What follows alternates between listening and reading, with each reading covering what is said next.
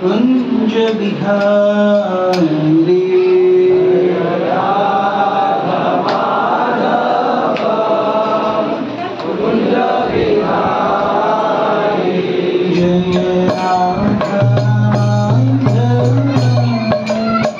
कुंज बिहारी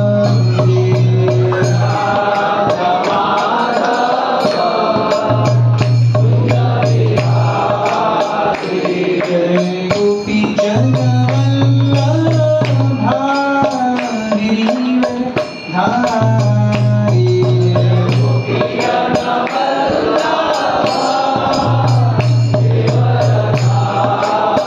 जय गोपी जन वल्लभारी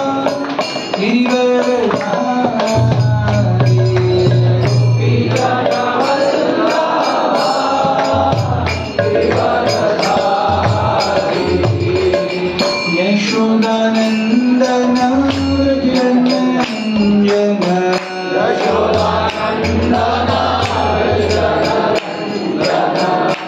यशोदानंदन भुज जन जन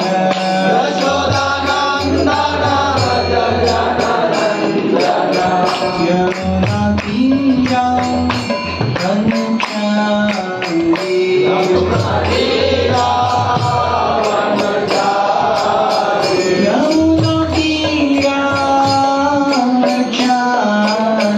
यमुना तीरा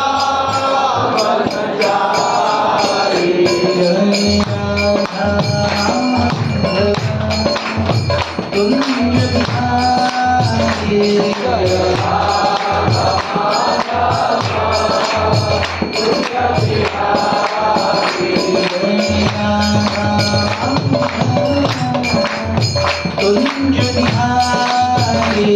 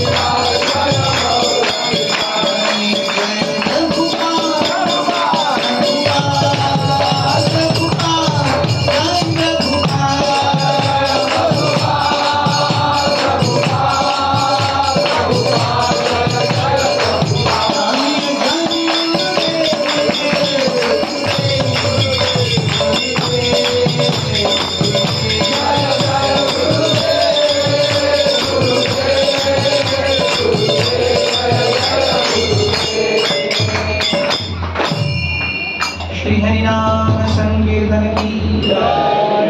समवेत गौर भक्त वृंद की जय। ओम ज्ञानतिमिरन्ध्रस्य ज्ञानाञ्जनशलाकया चक्षुरुन्मिलितं येन तस्मै श्रीगुरवे नमः। श्रीचैतन्यमनोभीष्टं स्थापितं येन भूतले स्वयं रूपः तदा मह्यं ददाति स्वपदान्तिकम्। वन्देऽहं श्रीगुरुः श्रीयुतापदकमलं श्रीगुरुं वैष्णवांश्च श्रीरूपं साग्रजातं सहगण रघुनाथान्वितं तं सजीवं साद्वैतं सावधूतं परिजनसहितं कृष्णचैतन्यदेवं श्रीराधा कृष्णपादान् सहगण हे कृष्ण करुणा सिंधु दीनबंधो जगत्पते गोपेश गोपिकाकांत राधाकांत नमोस्तुते तप्त कांचन गौरांगी राधे वृंदावनेश्वरी वृषभानुसुते देवी प्रणमामि हरिप्रिये वाञ्छाकल्पतरुभ्यश्च कृपा सिन्धुभ्यैव च पतितानां पावनेभ्यो वैष्णवेभ्यो नमो नमः। जय श्री कृष्ण चैतन्य प्रभु नित्यानंद श्री अद्वैत गदाधर श्रीवासादि गौर भक्तवृंद। हरे कृष्णा कृष्णा कृष्णा हरे हरे हरे राम राम हरे हरे। हरे कृष्ण। तो आज के इस साप्ताहिक शनिवार के कार्यक्रम में आप सभी का स्वागत है। कृपया सभी थोड़ा आगे आ जाइए। प्रभु जी भी आगे आ जाइए, माता जी भी आगे आ जाइए।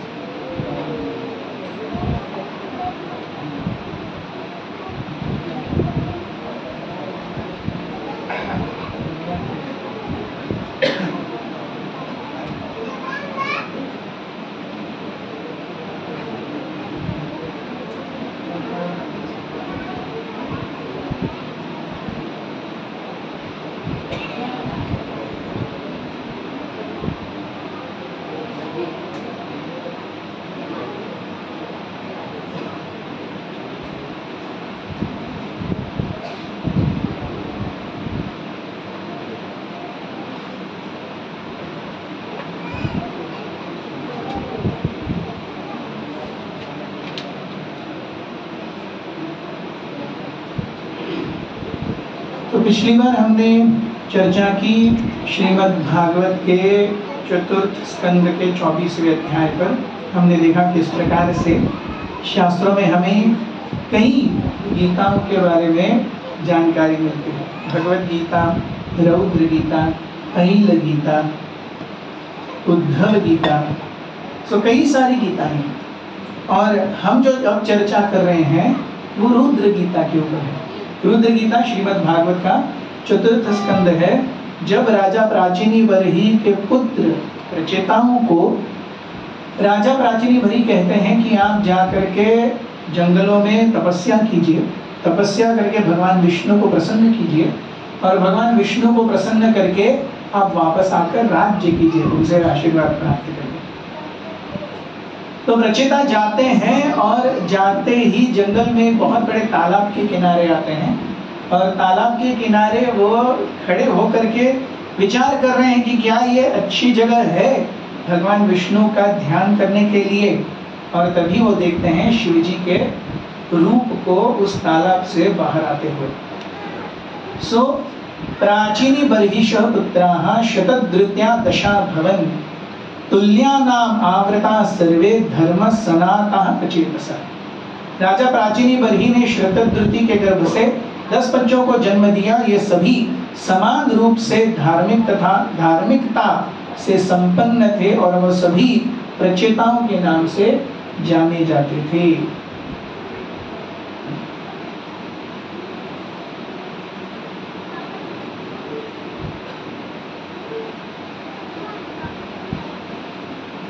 हिंदी में नेविगेट करना बहुत मुश्किल हो जाता है।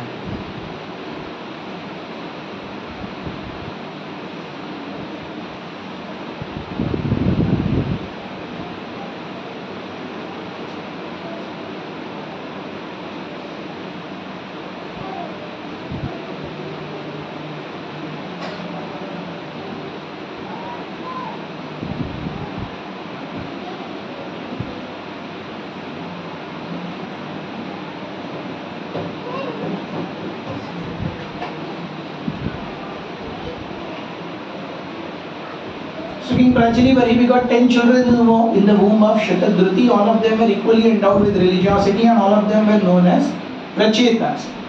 So हम देखते हैं कि when all the Prachetas were ordered by their father to marry and beget children, they all entered ocean and practiced austerities and penances for 10,000 years, and thus they worshipped the master of all austerity, the supreme personality of Godhead. उन्होंने उस तालाब में जाकर के 10,000 वर्षों तक भगवान के तपस्या की, भगवान को प्रसन्न करने की। इन सभी बच्चों को नीचे लेके जाइए। ये कथा उनके लिए नहीं है, ये कथा आपके लिए है। तो या तो उनकी माँ या उनके पिताजी, कोई तो इन सभी बच्चों को नीचे लेके जाएगा।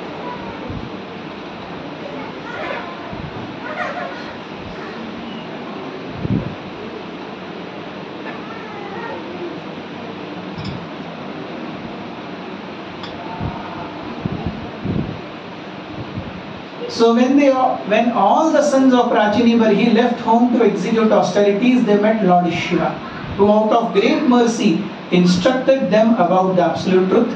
All the sons of Prachini Barhi meditated upon the instructions, chanting and worshipping them with great care and attention.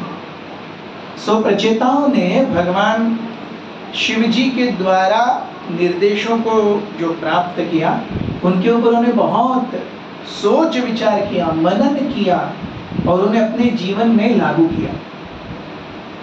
जो जीवन की सिद्धि ये नहीं है कि हमने भगवान को प्राप्त किया या नहीं, जीवन की सिद्धि है कि जितना हमें पता है क्या हम उसे अच्छे से पालन कर रहे हैं। नॉट नेसेसरीली कि हमें सब कुछ पता हो। मैथ्स सीखा मतलब हमें पीएचडी होना ही है, जरूरी नहीं है। जब हमारा बच्चा 8th 9th स्टैंडर्ड में आ जाए और उसको मैथ्स में डाउट है, वो सॉल्व करने के लिए आता है, क्या हो गया, हमको इतना मैथ्स काफी है। yes. ऐसा ना हो कि हमारे बेसिक में ही रहना है। उसी प्रकार से कई बार जब हम भक्तों को कहते हैं कि आपको पुस्तकें पढ़नी चाहिए, तो भक्त कहते हैं कि अरे प्रभु जी ये पेज पढ़ता हूँ और अगला पेज पढ़ता हूँ तो पिछला पेज भूल जाता हूँ। कोई टेंशन नहीं है, हमारे साथ भी ऐसे ही होता है। हम भी अगला पेज पढ़ते हैं, पिछला पेज भूल जाते हैं। सो हम याद रख के पंडित बनने के लिए नहीं पढ़ रहे हैं। हम जब ऐसे शास्त्रों के साथ अपना संबंध बढ़ाएंगे, इस संबंध से हमारा चित्त शुद्ध होगा। अपने चित्त को शुद्ध करने के लिए हम पढ़ते हैं, हम पंडित बनने के लिए नहीं पढ़ते। हम अगर सही रूप से हृदय से पढ़ते रहेंगे ना, तो जब चाहिए तब सही वक्त पे सही ज्ञान भगवान हमारे हृदय से हमें देंगे। ये ज्ञान ऐसा है। कई बार जो भी हम प्रचार करते हैं, दूसरों को भगवद गीता भागवतम के बारे में बताते हैं, सत्संगों के बारे में बताते हैं, हमने देखा होगा कभी कोई ऐसा प्रश्न पूछता है कि जिसका उत्तर सटीक हमें पता नहीं होता, और हम बताते हैं और वापस आके कंफर्म करते हैं, हाँ बराबर बोला मैंने। Yes, it happens like that. कई बार हाँ इसका आंसर है, हाँ मैंने ये बता दिया, सही में यही है क्या, अरे यही है, ये कैसे हो गया, हमने तो पढ़ा ही नहीं था, हमको पता ही नहीं था। सो अगर हम अपने प्रोसेस के पालन में प्रामाणिक हैं, तो भगवान तो अंदर बैठे हुए हैं। भगवान हमें सही रूप में प्रेरणा सही स्थान पर सही शब्दों से देंगे।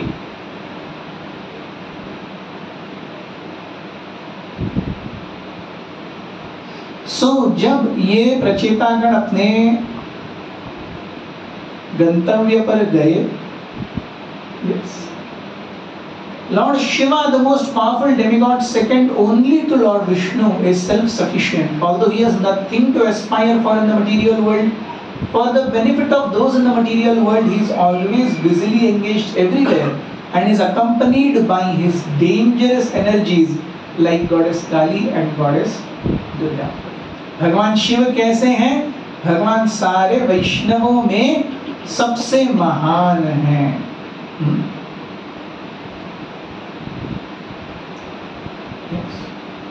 लेकिन उनका थैंकलेस टास्क क्या है?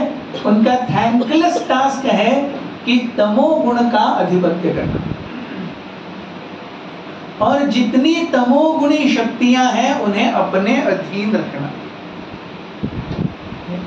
हम देखते हैं बहुत सारी एनर्जीज हैं हमारे घर में ही, हमको पोटेंशियली क्या कर सकते हैं, चोट पहुंचा सकते हैं। ऐसा बहुत कुछ है घर में, चाकू है, सिलेंडर है, लेकिन उसे चाकू को एक जगह पर रखा जाता है और उससे हाथ कटे ना, इसलिए उसका एक ही बाजू शार्प करके दूसरे हाथ में अच्छा हैंडल दिया जाता है। सिलेंडर लीक ना हो इसलिए उसके लिए एक वॉल्व होता है। उसका ऑपरेशन कैसे है समझना चाहिए। सो शक्तियां ऐसी हैं, शक्तियों में मतलब चीजों में बहुत शक्ति है। एक नॉर्मल आप गाड़ी चला रहे हैं, उसका टायर फट गया, क्या आवाज आता है, कान फट जाते हैं, बूम।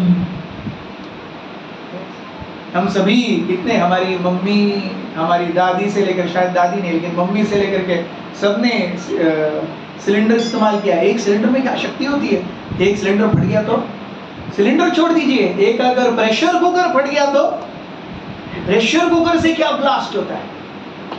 सो ये सारी पोटेंशियली डेंजरस चीजें हैं। यस, पोटेंशियली डेंजरस चीजें हैं। हम एमसीबी, आरसीबी हर जगह पे है, लाइट हर जगह पे है।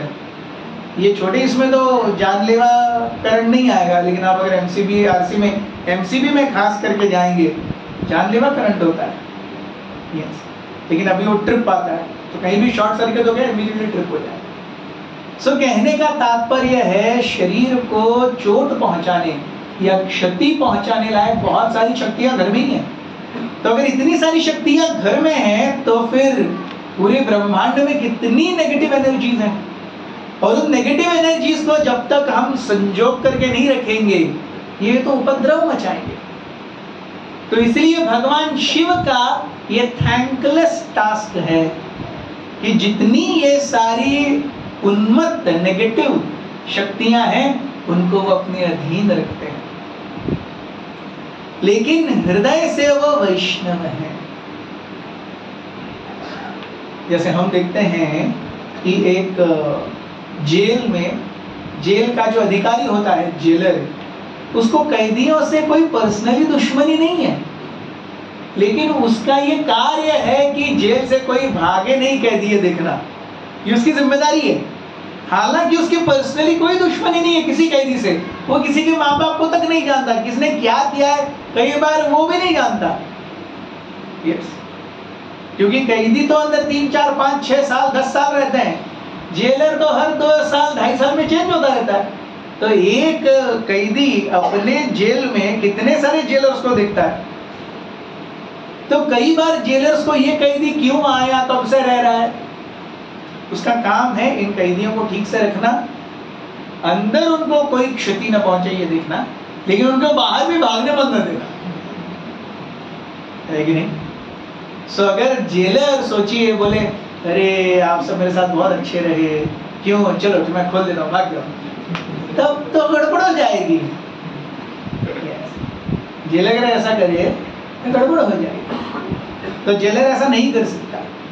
इसीलिए भगवान शिव का ये थैंकलेस टास्क है कि नेगेटिव एनर्जीज को वो कंट्रोल करके रखें। सो भगवान शिव कैसे हैं? आत्मारोपी आत्मारामः अपि यश्चयस्य लोकस्य कल्पश्च राधसे शक्तया युक्तो विचरति घोराय भगवान भवः। Lord Shiva, the most powerful demigod, second only to Lord Vishnu, is self-sufficient.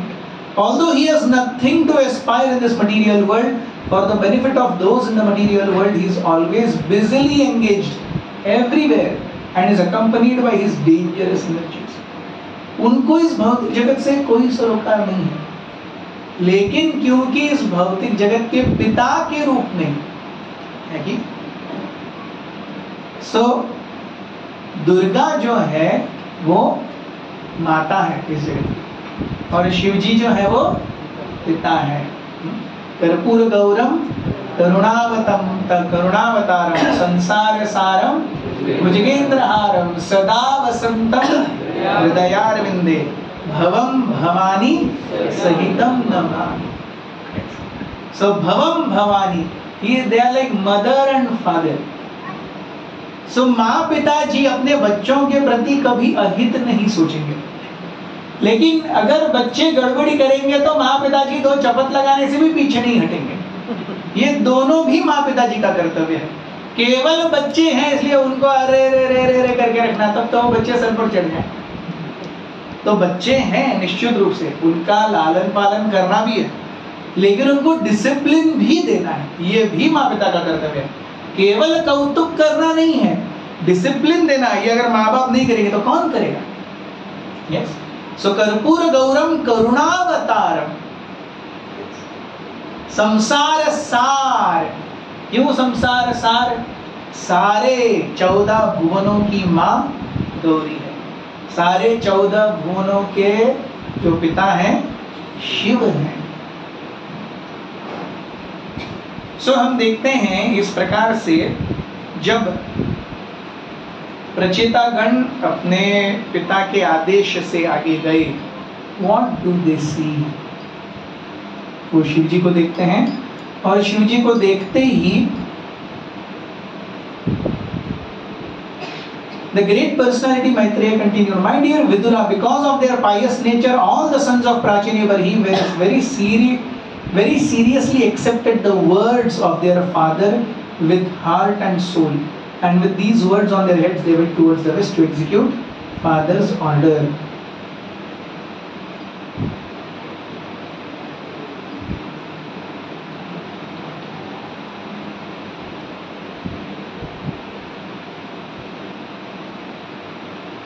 सो प्रचेताओं ने शिव जी को किस रूप में देखा, ये हमने पिछली बार चर्चा की। The Prachetas were fortunate to see Lord Shiva, the chief of all demigods, emerging from the water with his associates.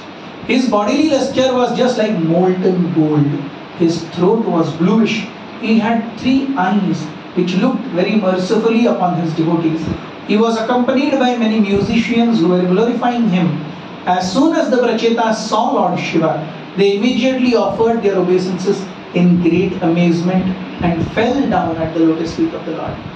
तो पिछली बार हमने चर्चा की थी किस प्रकार से महान व्यक्तियों का दर्शन, सानिध्य और आशीर्वचन, आदेश, इन इंक्रीजिंग ऑर्डर।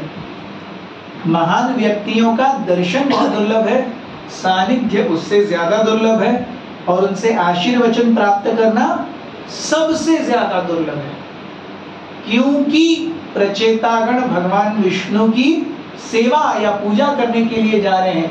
केवल ये एक ही लक्षण है जिसकी वजह से शिव जी स्वयं आते हैं, उन्हें दर्शन भी देते हैं, उन्हें अपना सानिध्य भी देते हैं और उन्हें अपने आशीर्वचनों से अभिभूत भी करते हैं। सो प्रचेतागण क्या देखते हैं? Lord Shiva became very pleased with the Prachetas because generally Lord Shiva is the protector of pious persons and persons of gentle behavior. Being very much pleased with the princesses, he began to speak as follows. So जो कोई भी पुण्यात्मा है और जो बहुत ही मृदु है, नम्र है, ऐसे व्यक्ति को शिव जी का आशीर्वाद ऐसे ही प्राप्त है।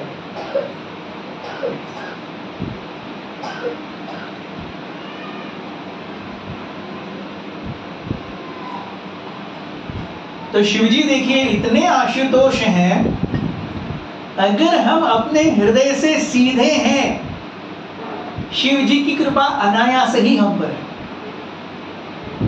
लेकिन मैक्सिमम लोग इस जगत में सीधे नहीं रहते, इसीलिए शिव जी की कृपा से वंचित होते हैं। मैक्सिमम लोग इस जगत में सीधे नहीं रहते।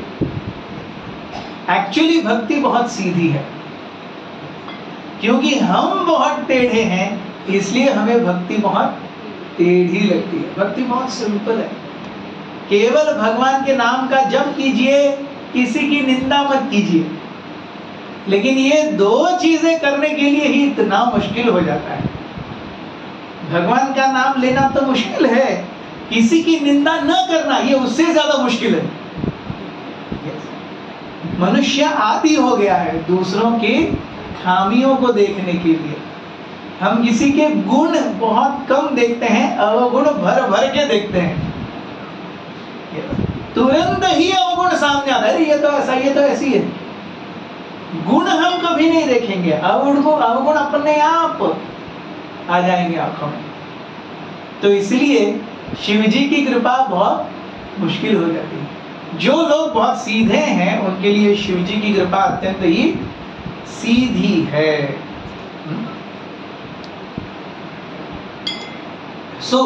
शिव जी कहते हैं कि क्योंकि आप सब भगवान की कृपा के प्राप्त करने के लिए जा रहे हैं, इसलिए मैं आपसे बहुत प्रसन्न हूं और आपको अपना आशीर्वाद देने आया हूं। कोई भी व्यक्ति जो भगवान कृष्ण की शरण लेता है, जो कि संपूर्ण जगत के पूर्ण अधिष्ठाता हैं, वो मुझे बहुत प्रिय हो जाता है, अनायास ही बहुत प्रिय हो जाता है। जो कोई भी भगवान विष्णु या भगवान कृष्ण की शरण लेता है वो मुझे अनायास ही अत्यंत प्रिय हो जाता है।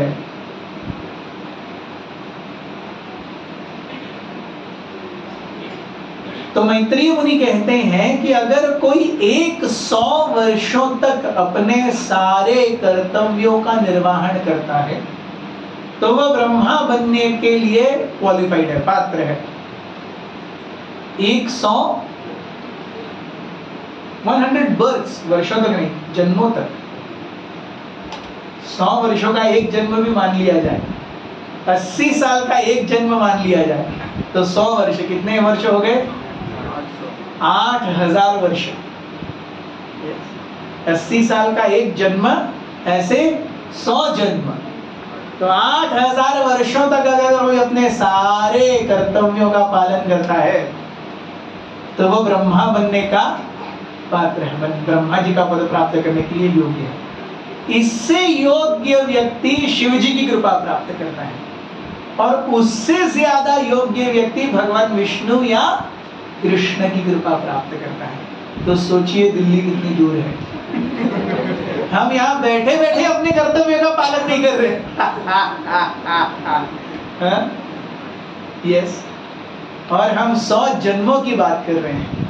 फिर भी भगवान कृष्ण और बलराम जी चैतन्य महाप्रभु और नित्यानंद प्रभु के रूप में आते हैं और कहते हैं ठीक है, आपको मेरे पास आने के लिए इतना मुश्किल है, मैं आपके पास आता हूं। इसीलिए लोचनदास ठाकुर कहते हैं सब अवतार सार शिरोमणि केवल आनंद कंद। सो सारे अवतारों के सार हैं चैतन्य महाप्रभु और नित्यानंद प्रभु। क्या दे रहे हैं? केवल आनंद दे रहे हैं। नाम जपिए, कीर्तन कीजिए, डांस कीजिए, प्रसाद खाइए, सत्संग में आइए, और क्या चाहिए जिंदगी में? It is easy.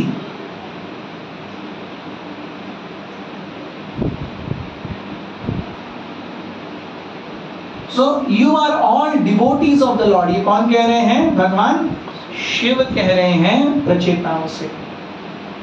You are all devotees of the Lord, and as such I appreciate that you are as respectable as the Supreme Personality of Godhead Himself. I know in this way that the devotees also respect me and that I am dear to them. भगवान के जो भक्त हैं वो मुझे भगवान के जितना ही प्रेम करते हैं, और जो भगवान के भक्त हैं उन्हें मैं भी उतना ही प्रेम करता हूं। सो भगवान शिव अपने आप को हम सब के स्थान पर ला रहे हैं कि जो भगवान विष्णु की भक्ति करना चाहता है वो मुझे बहुत प्रिय है, और जो कोई भी भगवान की भक्ति करता है उसे मैं भी प्रिय हो जाता हूं।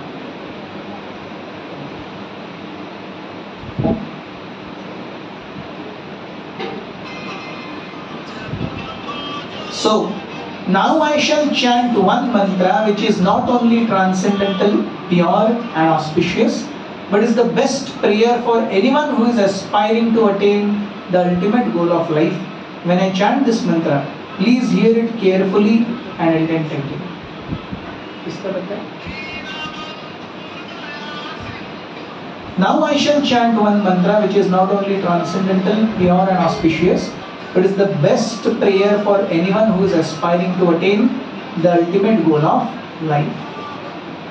तो मैं अब ऐसे मंत्रों का उच्चारण करूंगा जो सभी के लिए अत्यंत ही शुभ हैं, जीवन का सार देने वाले हैं. तो अब हम इन मंत्रों का उच्चारण करेंगे. Out of his causeless mercy, the exalted personality Lord Shiva, a great devotee of Lord Narayan, continued to speak to the king's sons who were standing with folded hands. अब शिव जी ने अपना दर्शन दिया है, सानिध्य दिया है. अब शिव जी अपने आशीर्वचन दे रहे हैं प्रचेताओं को. तो कृपया मेरे पीछे दोहराइए. श्री रुद्र उवाच जितं तम आत्मविद्यवर्य स्वस्त्ये स्वस्तिरस्तु मे भवताराध साराधं सर्वांशा आत्मने नमः.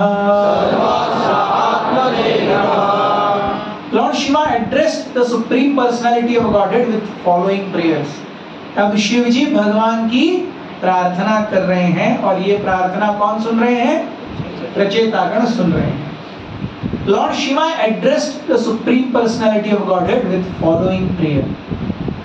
O Supreme Personality of Godhead, all glories unto you. You are the most exalted of all self-realized souls. Since you are always auspicious for self-realized, I wish that you be auspicious for me. You are worshipable by virtue of all perfect instructions you give. You are the super soul. Therefore, I offer my obeisances unto you as the supreme living being. तो शिव जी कहते हैं क्योंकि आप सबसे ज्यादा सौभाग्यशाली हैं, कृपया आप मुझ पर भी अपना सौभाग्य बरसाइए. शिव जी अंदर आइए. बैठने के लिए जगह है, इधर आ सकते हैं, बैठ सकते हैं. आइए, इस तरफ कुर्सी है, कुर्सी पर बैठ सकते हैं. तो हम भगवान रुद्र को शिव के नाम से जानते हैं. शिव यानी मंगलमय. तो शिव जी कहते हैं कि मैं मंगलमयी क्यों हूं? क्योंकि मैं आपकी सेवा करता हूं, क्योंकि मैं आपका भजन करता हूं, क्योंकि मैं आपका भक्त हूं, इसीलिए मैं शिव हूं. मूल शिव भगवान विष्णु है, मूल शिव भगवान कृष्ण या नारायण है. और क्योंकि रुद्र ऐसे भगवान शिव जो कि नारायण है उनकी पूजा करते हैं, इसलिए शिव जी का नाम शिव हो जाता है. तो कृपया आप अपने सारे भक्तों के लिए शिवत्व लाते हैं. मैं भी आपका एक भक्त हूं, कृपया मेरे लिए भी आप शिवत्व प्रदान कीजिए. ये कौन कह रहे हैं? शिव जी कह रहे हैं, जिन्हें हम त्रिमूर्तियों में से एक मानते हैं. सोचिए, ये एक भक्त का लक्षण है. वो ये नहीं कहते अरे यस आप बड़े तो क्या हो, हम भी बड़े. यस आप बड़े मानता हूं, लेकिन हमारी भी कॉलर टाइट है, ऐसे नहीं कि कॉलर नहीं है. Usually it becomes very difficult for a person to accept a humble position. किसी भी व्यक्ति को जिसका थोड़ा सा मान रुतबा वगैरह है, उसको नम्रता लाना बहुत मुश्किल हो जाता है. खास करके जब उत्तेजनात्मक स्थितियां हो, किसी ने अपमान कर दिया हो, किसी का आवाज बढ़ गया हो, किसी ने थोड़ा ऐसा धक्का मार दिया हो, अब ऐसा बोल दिया हो. तो ये ऐसे उत्तेजनात्मक स्थितियां आती है ना, तब अपने आप को थोड़ा सा फिर हमारा भारतीय तो बाहर लेके आते हैं. हम भी प्रभु राम के, फिर उसमें टाण टाण टाण टाण टाण वो क्या है, हनुमान जी का वो चेहरा और जय श्री राम, ये वैंडलिज्म हो जाता है। महाराष्ट्र में महाराज शिवाजी के नाम पे सबसे ज्यादा वैंडलिज्म होता है। शिवाजी ऐसे नेक राजा थे, उसके नाम पर आज करके लोग केवल तोड़फोड़ करते हैं और कुछ करना नहीं जानते। सो नीति होना एक अलग बात है। महाराज शिवाजी ने कल्याण पर आक्रमण किया और कल्याण का जो सूबेदार था, उसकी जो पुत्रवधू थी, बहू, बहू वो बहुत सुंदर थी और शिवाजी के लोगों ने उन्हें कैप्चर कर दिया। कैप्चर करके वो लाए और शिवजी के पास आकर के कहते हैं महाराज आपके लिए एक नजराना लाया है। शिवजी कहते हैं क्या नजराना है? तो ये लेके आते हैं, खुलते हैं तो बहू आती। शिवाजी बोलते ये कौन है? बोले कल्याण के सूबेदार, जिसको हमने मार गिराया और उसका धन लूट लिया, उसकी ये बहू है। तो शिवाजी महाराज उनको नमस्कार करते हैं, उनके पैरों की ओर देखते हैं और अपने लोगों से कहते हैं कि मेरी पत्नी के पास लेके जाइए, उनसे इनकी ओटी भरवाइए और पूरे सम्मान के साथ उन्हें जहां भी कल्याण का सूबेदार होगा उसके पास छुड़वा के आइए। तो सारे वहां के जो लोग हैं वो कहते हैं अरे महाराज इन्होंने हमारी स्त्रियों की इतनी अबरू लूटी है, इतने बलात्कार किए हैं। तो शिवाजी महाराज कहते हैं अगर वो भी वही करेंगे और हम भी वही करेंगे तो उनमें और हम में फर्क क्या रहा? और तब से शिवाजी महाराज ने रूल बनाया कि अगर उनके वो जितने भी आगे जाकर के मिशंस बनाएंगे अटैक करने के, अगर किसी भी सैनिक के लिए किसी भी स्त्री का अगर यह आया कि अरे इस सैनिक ने मेरे साथ दुर्व्यवहार किया है, इस क्या बोलते हैं, इस आरोप की जांच नहीं होगी, सीधा कत्ल होगा। अगर किसी स्त्री ने बोला कि इसने मुझ पर बुरा हाथ डाला, उसी समय सर धड़ से अलग कर दिया जाएगा, पूछा नहीं जाएगा ये सही है गलत है। सो इतनी दहशत बैठ गई कि never anyone dared to go near. Yes, this is Shivaji Maharaj. So ये नीतिमत्ता पालन करना अलग है, लेकिन हम जब हमारा खून खौलता है तो हम खाली भी शिवाजी महाराज के नाम पर या हनुमान जी के नाम पर या प्रभु राम के नाम पर ऐसी कोई चीज कर देते हैं जो हमें सही में नहीं करनी चाहिए। रामायण में राम नीति क्या है इसका बहुत श्रेष्ठ उदाहरण है। जब भरत अपने ननिहाल से आते हैं, ननिहाल से आने के बाद कई कई उन्हें बोलती है अरे देखो तुम्हारे लिए राज्य अभी खुला पड़ा है, अब राज्य बनाओ, खुशियां मनाओ, राज्य पर बैठो। अरे राज्य पर बैठो, सिंहासन पर बैठो, राम कहाँ है? राम को तो मैंने निष्कासित कर दिया। क्या पिताजी कहाँ है? अरे वो तो मर गए। भरत को इतना शौक लगता है, ये सब कैसे हुआ? अरे मैंने तो वो 2 वरदान मांग लिए। तो जो भरत को पता चलता है, he becomes so shocked। Bharat इतना चिल्लाते हैं कई कई पर, अरे तुम मेरे भाई की और मेरे पिता की हत्यारी हो, तुम कैसी स्त्री हो, तुमने अपने आप को विधवा बना लिया। अगर मैं अयोध्या के राज्य सिंहासन को के ऊपर बैठूंगा तो आपके द्वारा किए गए सारे पाप मेरे मत्थे चढ़ जाएंगे, मैं ऐसा बिल्कुल नहीं होने दूंगा। ये होने के बाद में दशरथ महाराज के मृत्यु का शोक होता है 1 महीने का। तो 1 महीने के शोक के बाद, बहुत समय के बाद भरत और शत्रुघ्न एक साथ बैठे हुए हैं, एक शाम को ऐसे ही डिस्कस कर रहे हैं ये कैसे हो गया, क्या हो गया, 1-1.5 महीने पहले क्या था सब, अब क्या हो गया है। और उस समय वो देखते हैं कि एक स्त्री के सुंदर घुंघरू की आवाज आती है, छन छन छन। और आजकल के कोलोक्युअल लैंग्वेज में बोला जाए तो वो मस्त बॉलीवुड सॉन्ग गाते हुए जा रही है। और भरत और शत्रुघ्न देखते हैं कि ऐसे शोक में कौन स्त्री बॉलीवुड सॉन्ग गाते हुए और मस्त डांस करते हुए जा रही है, वो देखते मंथरा जा रही है। मंथरा को देखते ही वहां के जो गार्ड्स हैं, वहां के जो सेंट्री हैं, उनका पारा इतना चढ़ जाता है, वो जा करके मंथरा को पकड़ते हैं और शत्रुघ्न के पास ला करके रखते हैं। भरत उनको देखते ही दूर जाने लगते हैं। शत्रुघ्न मंथरा के बाल पकड़ते हैं और घसीटते घसीटते उसे भरत के पास लेके आते हैं। मंथरा चिल्लाते हुए कैकेयी का नाम ले रही है। कैकेयी उन चीखों को सुनकर के बाहर आती है। लेकिन अब कैकेयी बदल चुकी है। जब भरत ने स्टैंड लिया कि तुम ये क्या कर रही हो, फर्स्ट टाइम कैकेयी को लगा कि मैंने कुछ गलत किया है। अल्टीमेटली ये सब उन्होंने भरत के लिए किया था, लेकिन जो कुछ भी उन्होंने सब तय करके रखा है, भरत कहते हैं मैं बिल्कुल नहीं लूंगा अपने जीवन में। First time Kaikeyi feels remorse, उनको बुरा लगता है।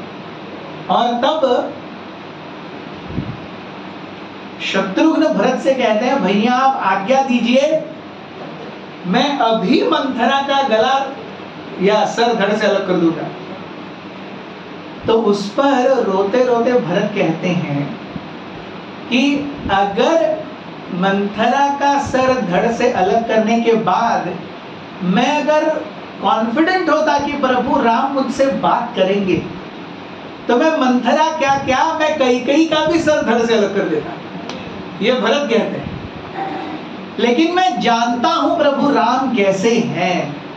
अगर जो मैं सोच रहा हूं वह मैं करूंगा, या जो आप सोच रहे हो आप करोगे, तो राम आपसे कभी जिंदगी में बात नहीं करेंगे। इसलिए मैं इनको क्षमा कर रहा हूं। This is being a devotee of Ram. ऐसा नहीं कि खाली पीली खून उबल रहा है और आपके खून के उबाल को और आपके हाथों की खुजली को आप राम के भक्ति का नाम देते हैं। ऐसे नहीं होती भक्ति। Bhakti means really restrain. Bhakti means you think what you are doing and why you are doing. So Bharat कहते हैं कि अगर मैं कॉन्फिडेंट होता कि मंथरा को मार करके या किसी स्त्री को मार करके राम मुझे फिर से एक्सेप्ट करेंगे अपने जीवन में, मैं तो सबसे पहले कैकेयी को मारता। लेकिन मैं जानता हूं ऐसा नहीं होगा। This is राम कॉन्शियसनेस, कि व्यक्ति अपने पूरे जो जोश, अपने उत्साह, अपने किए हुए इरादों पर पूरी तरह पानी फेरने के लिए तैयार है जब उसे पता चलता है कि राम को ये अच्छा नहीं लगेगा। और जो कुछ राम को अच्छा लगेगा, चाहे खुद को कितना ही अच्छा क्यों ना लगे, वो करने के लिए, या कितना ही बुरा क्यों ना लगे, वो करने के लिए वो तैयार है। ये है रामचरित्र, ये है कृष्ण भाव। सो शिव जी कहते हैं, O supreme personality of Godhead, all glory to you, you are the most exalted of all self realized souls. आप सर्व साक्षात्कारी पुरुषों में सर्वप्रथम हैं। Since you are always auspicious, आप सर्व मंगलमयी हैं। I wish that you be auspicious for me. आप मुझ पर भी अपना शिवत्व, आप मुझे अपना शिवत्व प्रदान करें। सो भगवान की कृपा से शिव जी को उनका शिवत्व प्राप्त होता है।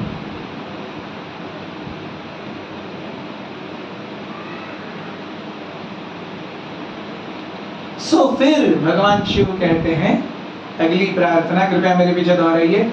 नमः पंकजनाभाय, नमः पंकजनाभाय, भूत सूक्ष्मेन्द्रियात्मने, वासुदेवाय शांताय, वासुदेवाय शांताय, कूटस्थाय स्वरोचिषे, कूटस्थाय स्वरोचिषे। My Lord, you are the origin of the creation by virtue of the lotus flower which sprouts from your navel.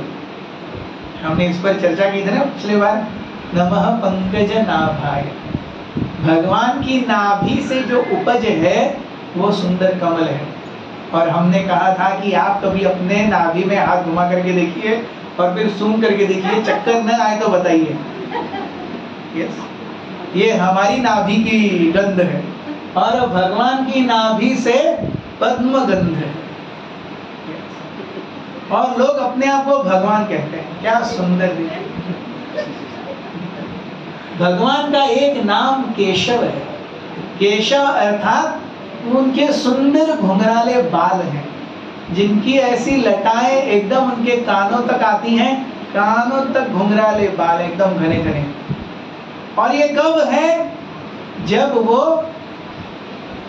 Kurukshetra का युद्ध लड़ रहे हैं। कुरुक्षेत्र का युद्ध लड़ते समय उनकी उम्र कितनी है?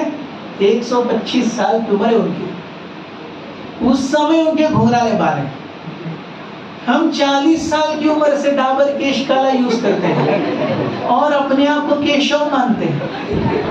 देखिए क्या गड़बड़ है। 40 साल की उम्र से डाबर केश काला ही चल रहा है और अपने आप को भगवान मानते हैं। हम कितने महान हैं।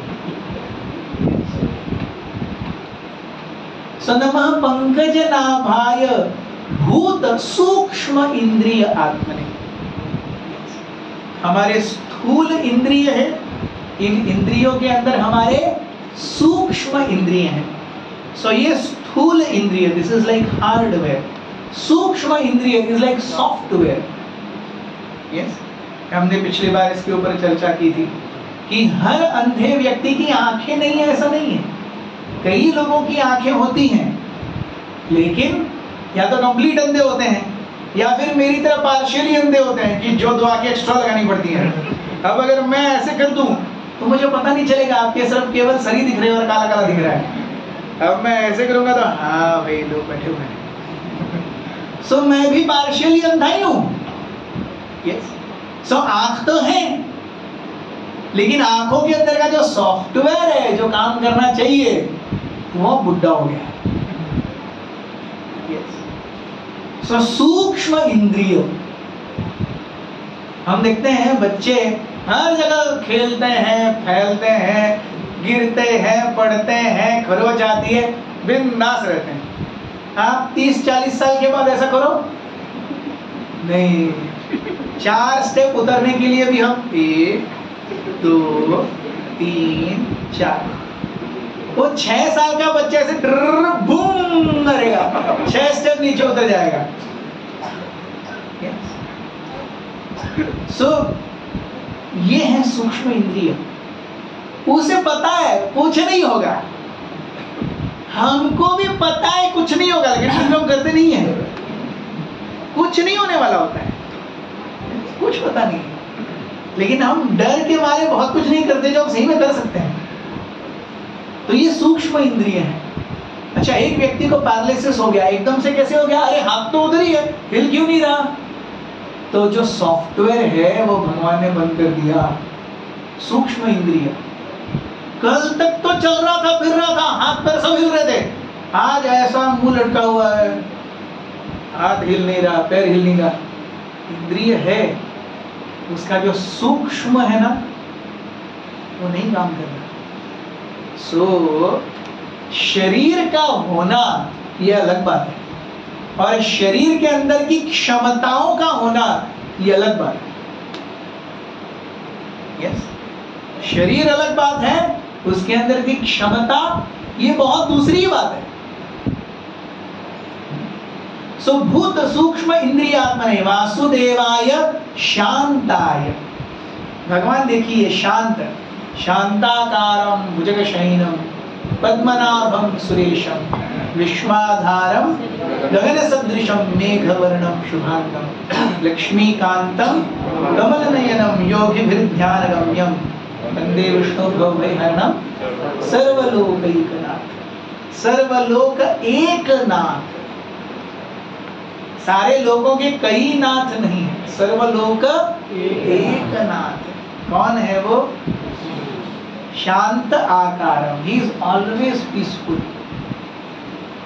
वो हमेशा शांत है। आप चाहे 10 गड़बड़ी करके सामने उनके सामने आ जाइए, वो शांत ही रहेंगे। भगवान हमें बहुत कुछ सिखाते हैं। हमारे सामने कोई गड़बड़ी व्यक्ति आ गया, हम तुरंत आग बबूले हो जाते हैं। कर्म देख लेंगे, भगवान भी जानते हैं, कर्म देख लेंगे, मुझे देखने की जरूरत नहीं है। कोई मुझसे अगर मस्ती कर रहा है फिर मैं देख लेंगे, कहाँ जाने वाला है। चित्रगुप्त को तो मूर्ख नहीं बना सकता, यमराज जी को तो मूर्ख नहीं बना सकता। यस, वो तो बराबर लिखा जोखा कर रहे हैं।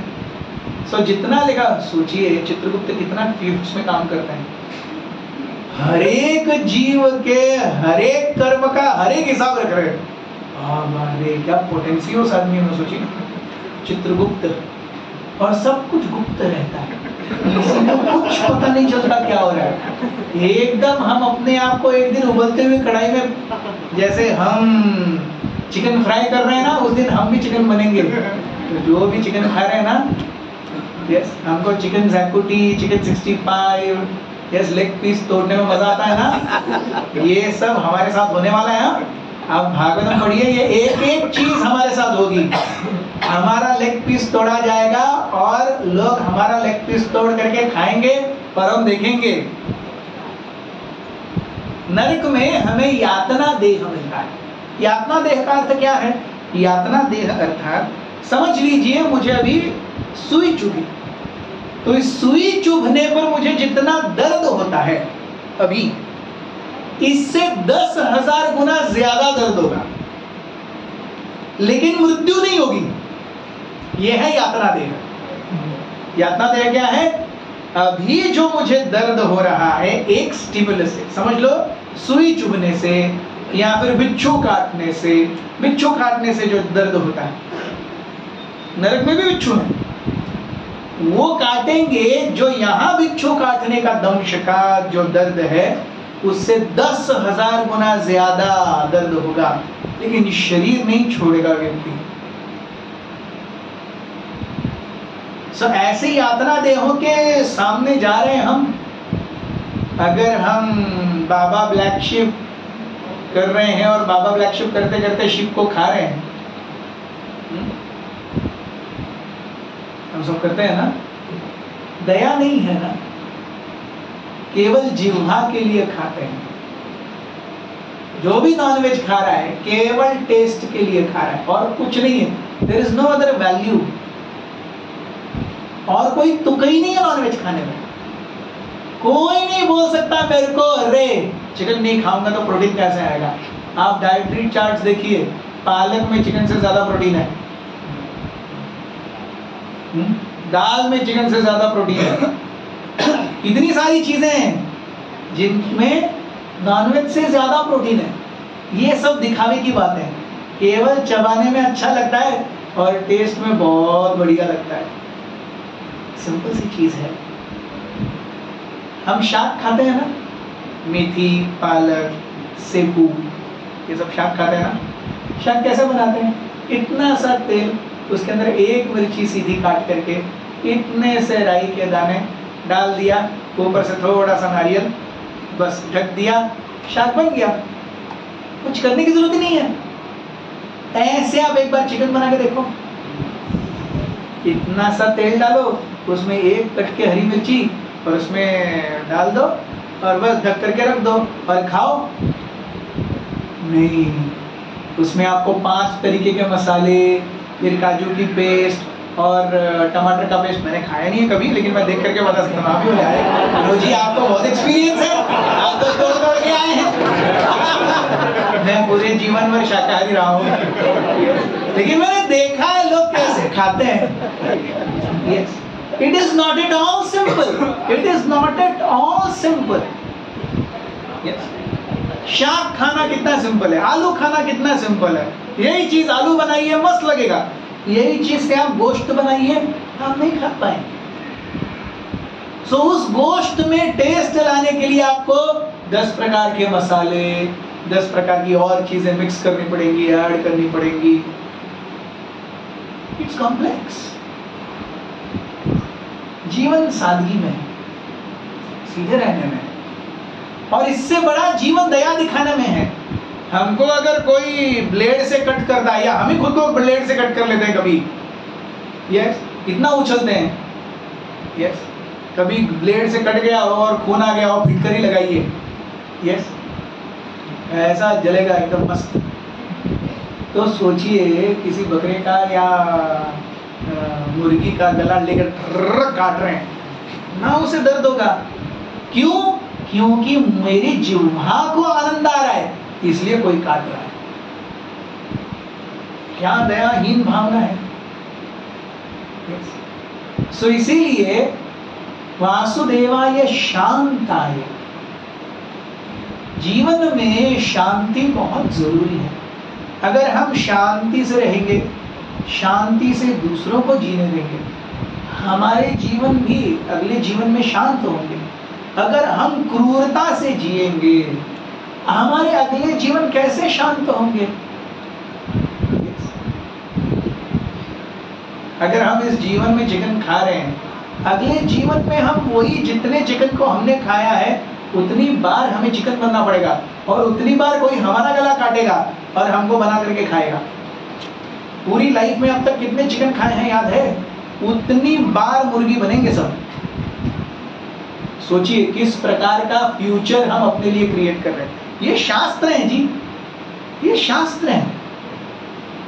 आप ऐसे ही जानवरों को मार करके बच नहीं सकते। हिसाब कौन देगा? हिसाब कौन देगा? You can't do. भगवान ने आपको दाल दिया है, राइस दिया है, गेहूं दिया है, सब कुछ दिया है। मेरे को चिकन ही खाना है, मेरे को क्या फिश ही खाना है।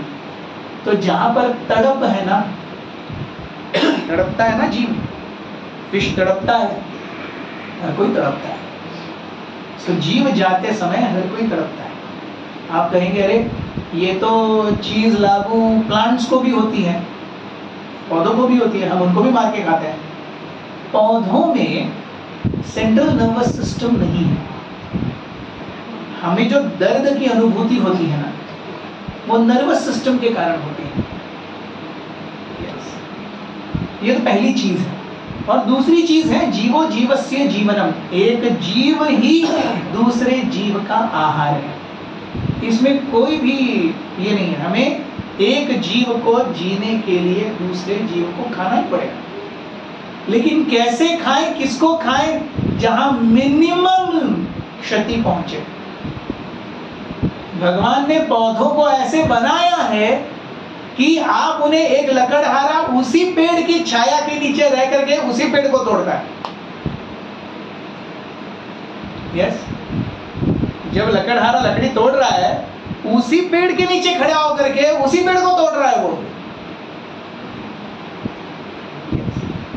पेड़ को वो सहन करने की सहनशीलता दी गई है। इनफैक्ट भागवतम में भगवान पेड़ों का उदाहरण देते हैं। अरे पेड़ अपना सर्वस्व दूसरों को देते हैं, मनुष्य कितना आगे है, उसने ये क्यों नहीं करना चाहिए? पेड़ अपना सर्वस्व देता है, अपनी पत्तियां देता है, फल देता है, फूल देता है, जड़ें देता है, तना देता है, सब कुछ पेड़ देता है दूसरों के लिए। जीवित है तब भी, मृत्यु के बाद भी, और जब कट रहा होता है तब भी काटने वाले लकड़हारे को छाया भी देता है। वो उसी पेड़ को काटता है, थकने के बाद उसी पेड़ की छाया में बैठता है, खाता भी उसी पेड़ के नीचे है, सोने के बाद उसी पेड़ को काटने लगता है। उस ऐसे लकड़हारे को भी पेड़ छाया देता है। तो पेड़ अपना सर्वस्व दूसरों के लिए देता है। हम तो मनुष्य हैं, हम कुछ तो ले सकते हैं, कुछ तो हमें इस प्रकार के जीवन का समाधान करना चाहिए। सो कूटस्थाय is the beginning of everything. कूटस्थ, सारी चीजों के अग्रगण्य स्रोत। इस प्रकार से भगवान शिव, भगवान विष्णु की आराधना कर रहे हैं। नेक्स्ट श्लोक कृपया मेरे पीछे दोहराइए। संकर्षणाय सूक्ष्माय दुरांतायान्तकाय च नमो विश्वप्रबोधाय प्रद्युम्नायान्तरात्मने। My dear Lord, you are the origin of the subtle material ingredients, the master of all ingredients, as well as the master of all disintegration. The predominating deity named Sankarshan and the master of all intelligence known as Pradyumna. I offer therefore my respectful obeisances unto you.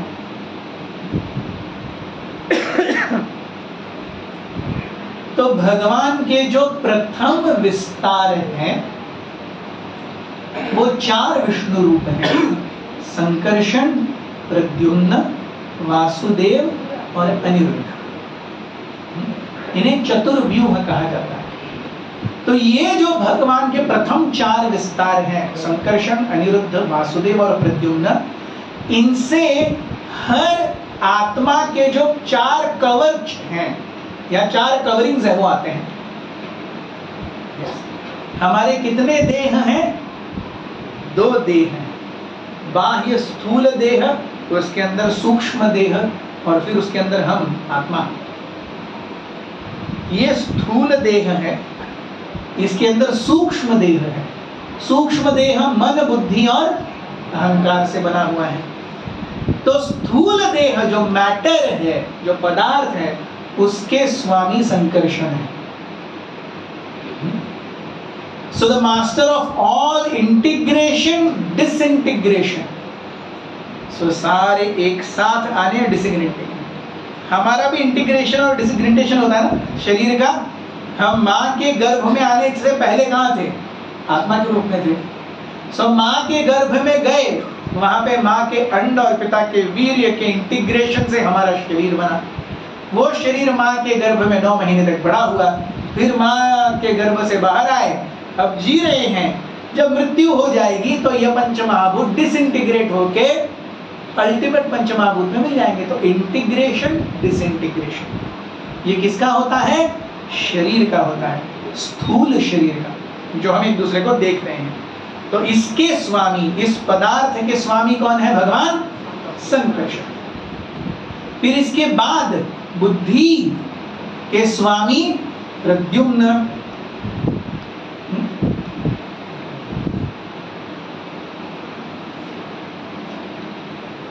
फिर आगे text 36, Namo Namo निरुद्धाय, Namo Namo निरुद्धाय, ऋषिकेशेन्द्रियात्मने, ऋषिकेशेन्द्रियात्मने, नमः परमहंसाय, नमः परमहंसाय, पूर्णाय निभृतात्मने, पूर्णाय निभृतात्मने। My Lord, as the supreme directing deity known as Aniruddha, you are the master of the senses and mind. I therefore offer my obeisances unto you again and again. You are known as Ananta as well as Sankarshan because of your ability to destroy the whole creation by the blazing fire from your mouth. तो पिछले श्लोक में हमने क्या देखा? संकर्षण ये स्थूल पंचमहाभूतों के स्वामी हैं, और इसके अंदर क्या है? बुद्धि है। सूक्ष्म देह में बुद्धि है। बुद्धि के स्वामी प्रद्युम्न, मन के स्वामी अनिरुद्ध, और अहंकार के स्वामी संकर्षण। सो वासुदेव आत्मा है, संकर्षण ये अहंकार और स्थूल शरीर के स्वामी है, अनिरुद्ध मन के स्वामी है, प्रद्युम्न इंद्रियों के स्वामी है। सो वासुदेव, वासुदेव से विस्तारित होकर के सारे जीव आते हैं। मम एव अंशः जीवलोके जीवभूता सनातनः। सो मम एव अंश, ये किसके अंश हैं? हम सब भगवान वासुदेव के अंश हैं। इसलिए भागवतम की शुरुआत कैसे होती है? ओम नमो भगवते वासुदेवाय। तो इस ग्रंथ के पठन से हम भगवान वासुदेव, जिनके हम अंश हैं, उनको प्रसन्न करने का प्रयास कर रहे हैं। सो चतुर्व्यूह संकर्षण, अनिरुद्ध, वासुदेव, प्रद्युम्न। संकर्षण किसके स्वामी है? अहंकार और स्थूल शरीर के स्वामी संकर्षण। मन के स्वामी कौन है? अनिरुद्ध। इंटेलिजेंस या बुद्धि के स्वामी कौन है? प्रद्युम्न। और आत्मा किनसे आती है, विस्तार किससे होता है? इसीलिए हम देखते हैं अभी 22 जनवरी को प्रभु राम मंदिर की स्थापना है। तो ये जो चारों भाई हैं, राम लक्ष्मण भरत और शत्रुघ्न, सो राम भगवान वासुदेव है, लक्ष्मण भगवान संकर्षण है, और भरत और शत्रुघ्न अनिरुद्ध और प्रद्युम्न है। इस प्रकार से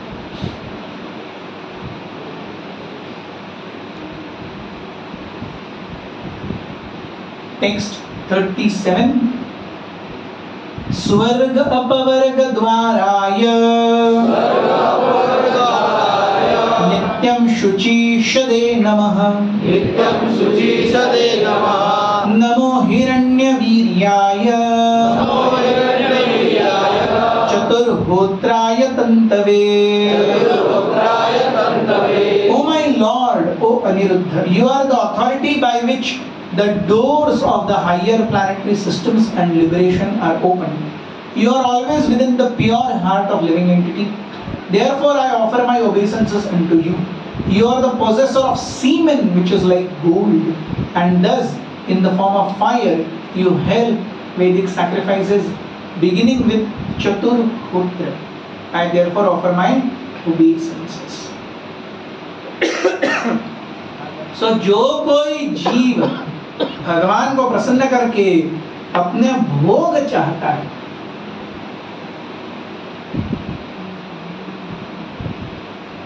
भोग कहाँ है? स्वर्ग में। लेकिन स्वर्ग में भोग करने के बाद क्या है? जब तक पुण्य है तब तक स्वर्ग है। जैसे ही पुण्य खत्म हो गया, वापस। तो जहां जाकर के वापस आना है, वहां जाकर के क्या फायदा है?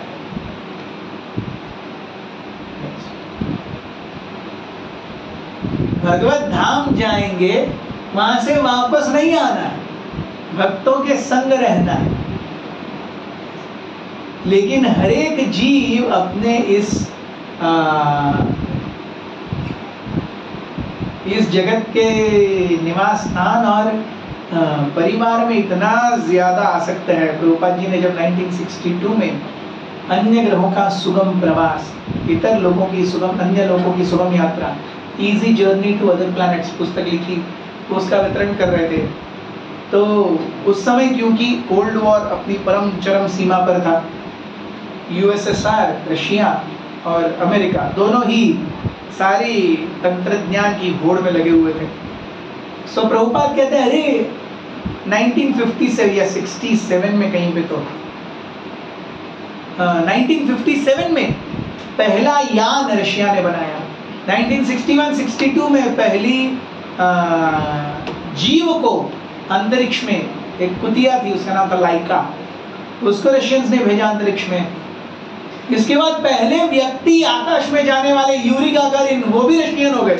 तो अमेरिका की सिट्टी पिट्टी गुल हो गई, नहीं यार ये रशिया बहुत ज्यादा ही कर रहा है। तो अमेरिका ने स्टेज किया मून लैंडिंग, हम चंद्रमा पर जाके आ गए। हम चंद्रमा पर नहीं गए, अमेरिका ने लोगों के ऊपर ये दिखाने के लिए कह रहे हम भी कुछ कर सकते हैं। Oh moon landing, Neil Armstrong और उसके साथ में कौन था? Edwin Aldrin.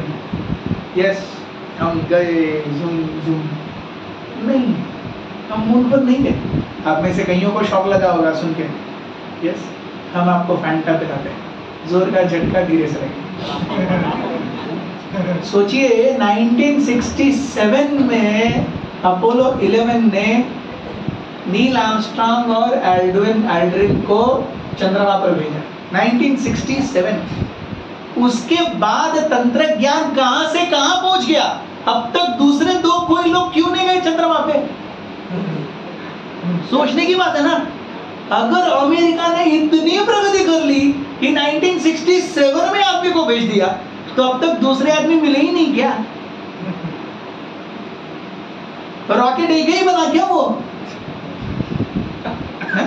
अब तक दूसरे दो आदमी क्यों नहीं गए भाई? यस, इतना तो विज्ञान ने प्रगति कर ली। यार इसके ऊपर एक बहुत सुंदर डॉक्यूमेंट्री भी है, आप अगर गूगल पे यूट्यूब पे टाइप कीजिए नासा होक्स, क्या moon landing the greatest conspiracy ever, इतना ये टाइप कीजिए, you will get entire list of documentaries. NASA के लोग ही बोलते हैं वो फेक था, नासा के लोग बोलते हैं वो फेक था। उस समय हम नहीं बोल सकते थे क्योंकि हम एम्प्लॉयड थे, अब हम क्या हो गए, सेवानिवृत्त हो गए, हम बोल सकते हैं हम वो फेक था। और वो पूरा इसके साथ देते हैं, सबूतों के साथ। ये नेवर गॉन ऑन मून, हम नहीं गए चंद्रमा पर। प्रभुपाद जी कहते हैं चंद्रमा को छोड़िए, आप पानी के अंदर नहीं जा सकते। पानी के अंदर ऐसे ही जाकर के आओ, जाके आ सकते हो? कितना जाओगे? 5, 10, 15 मीटर। उसके बाद में सबसे पहले तो कान फट जाएंगे, आंखें बाहर आ जाएंगी, इतना प्रेशर होता है पानी का। हम जो पृथ्वी के ऊपर पानी है उसके अंदर नहीं जा सकते, चंद्रमा पर जाएगा तो। सो लोग इस प्रकार से विज्ञान के नाम पर हमें मूर्ख बनाते हैं। भागवतम कभी मूर्ख नहीं बनाता। भागवतम की ये चर्चाएं सारी 5,500 वर्षों से हैं, और जो तब बोला गया वो आज भी सही है। भागवतम के 3 स्कंद में एक माँ के गर्भ में 9 महीने में एक बच्चा कैसे बड़ा होता है, कौन से महीने में सर आता है, कौन से महीने में पैर आते हैं, कौन से महीने में हाथ निकलते हैं, ये सब बताया गया है। और उस समय तो कोई बुक्स नहीं पढ़ी थी। सुखदेव गोस्वामी तो किसी मेडिकल कॉलेज में नहीं गए थे ये सब सीखने के लिए। एक एक फैक्ट एकदम एग्जैक्टली एक्यूरेट है। सो कहने का तात्पर्य है पुस्तक पढ़ करके ज्ञान लेना और आत्म साक्षात्कारी होना, इसमें बहुत बड़ा अंतर है।